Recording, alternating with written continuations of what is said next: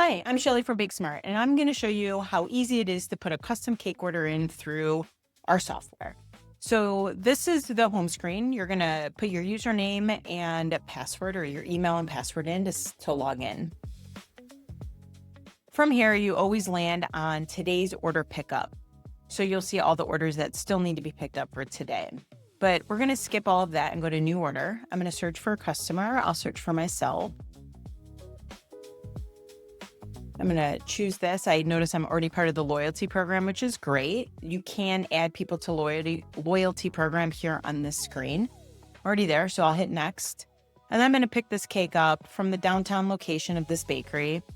And it'll be on the 27th, this coming Saturday. I'll be there between 1 and 2 p.m. Now, this is the view that your employees will see. So somebody calls your bakery or comes into your bakery and wants to order a cake. That's what I'm showing you here. And let's say they want a custom cake. I can look for it or I can just search for it.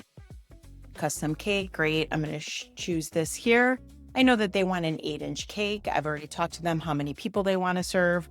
So I'm going to go ahead and select the 8-inch round. Frosting, they want buttercream, super simple. Chocolate cake, filling, buttercream. And you'll notice that all of the bakeries at this bakery, all of their cakes are 3 layers of cake, 2 layers of filling.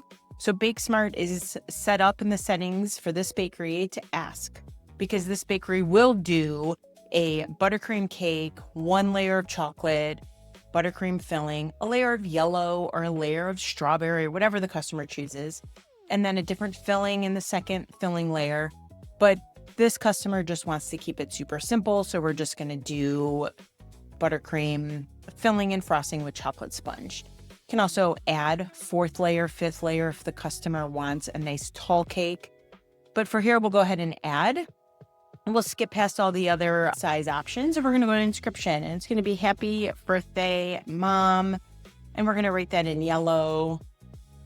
And we're going to skip this. This is where if a customer wanted an image put on the cake, you can actually send them an image request. I'll do another video to show how this feature works because it's pretty cool.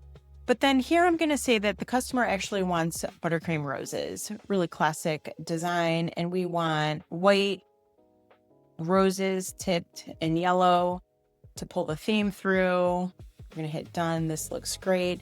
And if I wanted to add other decorations, I could search for them here and add them to the cake. But this is simple enough. This is all this customer wants. And then we're going to go ahead and add that to the order.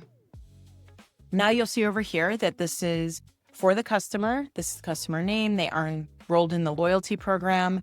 This is for Saturday, June 27th, between 1 and 2 p.m. at the downtown location. They're ordering an 8-inch buttercream frosting, chocolate cake, buttercream filling to read Happy Birthday Mom.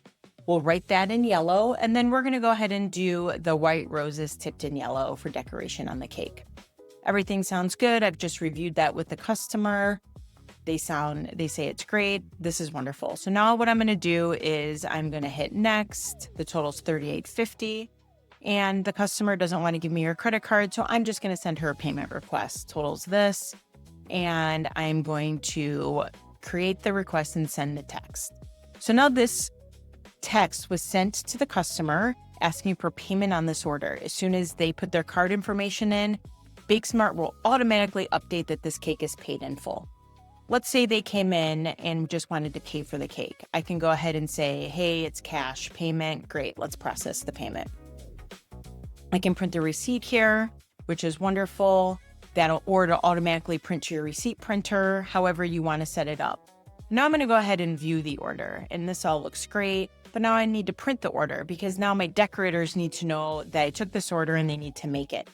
So what I'm going to do is generate the deco ticket. And this is a deco ticket that I will print, and it will be hung on a clip for my decorators to work through. And you'll notice that the only things on this deco ticket are things that my decorator needs.